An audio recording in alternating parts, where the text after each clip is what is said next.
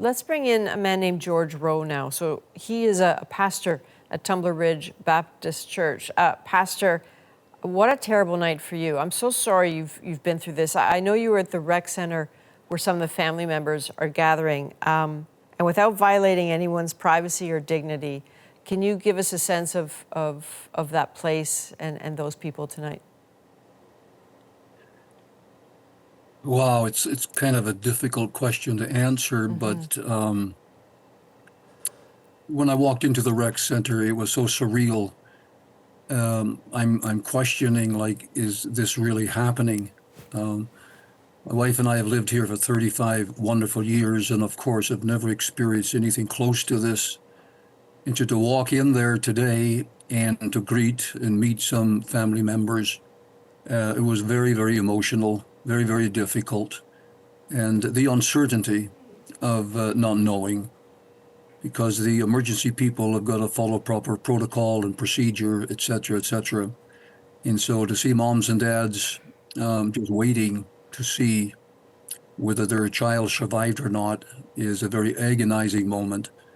And just to be there and just to show up, I think brought comfort to some of them to know that the community is so supporting them and so behind them. That wait must feel so cruel when, not getting an answer when probably deep down they have the answer or their neighbors have the answer.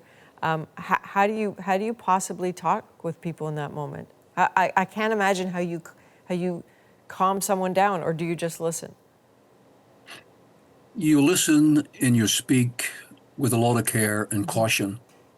And it's amazing that deep within yourself, or myself as a spiritual leader in the community, you have resources hidden kind of deep down inside of you, so that when you face something like this, it's like you just regurgitate the skills and just talk and listen. You need to listen a lot. And they appreciate that, because I don't have the answers and they don't have the answers. In the meantime, they're just waiting for the inevitable.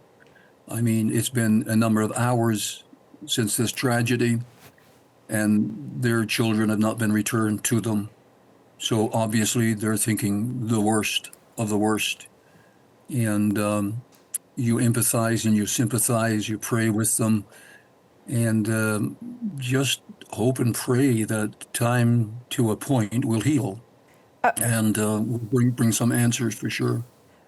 Pastor, do any of them know the fate of their children or their loved ones? I mean, are they all still waiting with uncertainty, or some, or some answers starting to come in? Yeah, they're waiting with uncertainty. And I listened to some of the emergency people responding to the parents, and I could appreciate and understand where they were coming from. But nothing had yet been authenticated, so families are just left. They may hear before the night is out. They may hear sometime tomorrow. But that waiting in itself, it's just almost overbearing. I mean, even myself, I'm sitting here, and it's so surreal. I keep asking myself the question, like, did it really happen? But when you go and face the parents, you know it did. And the question as to why it happened will take a long time before it's answered. Pastor, you may not know the answer to this, but were these all children?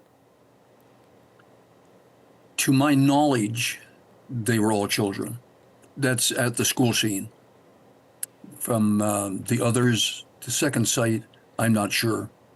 But to my knowledge, they were children, or at least high school students. Terrible. And who is informing them? Is it the RCMP who is informing them? Because it seems like there just aren't that many RCMP officers there. I don't know. The resources must be coming in from all over the place. We've had folk coming in from Prince George, Chatwin, Dawson Creek, Vancouver, Victoria. They're in constant contact with us up here as well. And the 5 RCMP officers we have were excellent in their response, and did a wonderful job. But we've got a lot of support I personally have gotten calls from right across the country, pledging their support and their prayers and their thoughts with the people of Tumbler Ridge. And that in itself kind of warms your heart. You know, I know you're a pastor, and it is in the DNA to sort of be there for people and offer comfort. Have you ever been in a situation quite like this? Not to this extent. I've been involved in tragedies where there have been one or two involved in my past experience as pastor, but nothing to this extent. And are you okay? It's all I can say is I personally find it pretty tough. There was a time when I was teaching at that same high school, and our kids went through high school and graduated there. And to look at that school now brings a lot of emotion, and it'll be a long time getting over that. And if I feel that way, even as a former teacher there, I can't imagine what the parents and teachers are going through today. And so, yeah, just do what I can to reach out to other people, and hopefully in some way we'll be able to bring comfort. And the other pastors in the community are also involved, and we're very grateful for that. Sure. Pastor, can you help me understand something about the school itself? Because we were speaking with a great young man named Darian Quist, very eloquent, who was describing going into a classroom. He'd just finished a spare, and I think he was coming also out of a mechanics classroom. So he went in, and it was in a hold and secure. But he said he didn't hear anything. Is the school that big that something this terrible could be happening on another floor or another wing, and people wouldn't hear? It's not the size of the school, it's the layout of the school that would cause that. The acoustics, you would not pick up loud noises from one end of the school to the other unless you're in close proximity. So I listened to that interview, and he was correct. Where he was, he probably would not have heard any shooting unless the doors were open. Okay. And one last So thought. I'm sorry, say again, Pastor? I say it's more with the layout of the school rather than the size of it. Understood. One last thought for you, sir. What would you want Canada to know about Tumbler Ridge tonight? If you want a place to retire and enjoy the sunset years of life, come out.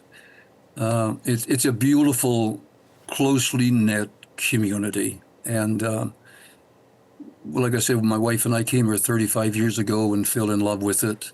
And the people just love each other. It's amazing. There's about 2,500 people, and you meet people every day, and just to say hi, how you doing, have a good day, very, very friendly, beautiful town.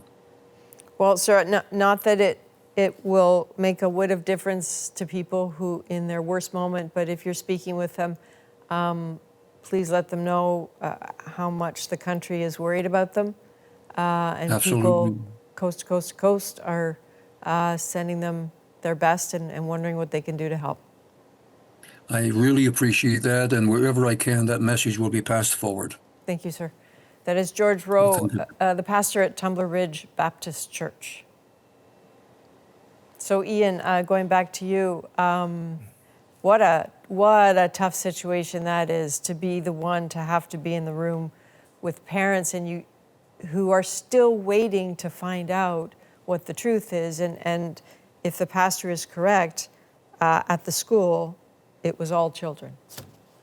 Yeah, I mean, so it's after 10 p.m. in Tumbler Ridge. They're on Mountain Time. And it's in this business, you never know certain things unless you ask, right? And it hadn't occurred to me until that interview that there would be families, parents, who at this late hour still don't know the fate of their kids. All they know is they haven't been reunited with their kids. And I just, it makes me sad to think about waiting and having, some hope that that your kid's okay, but you just haven't been connected with them. Boy, that's difficult. And on the one thing we heard from the pastor that we've heard from other people tonight is the importance of reaching out, whether it's people in other parts of the country, and I know that there are people who have been reaching out to this community from other parts of the country, but also the importance of having face-to-face contact as well when people want that. There's a lot of healing to be done, and it's going to come in different ways.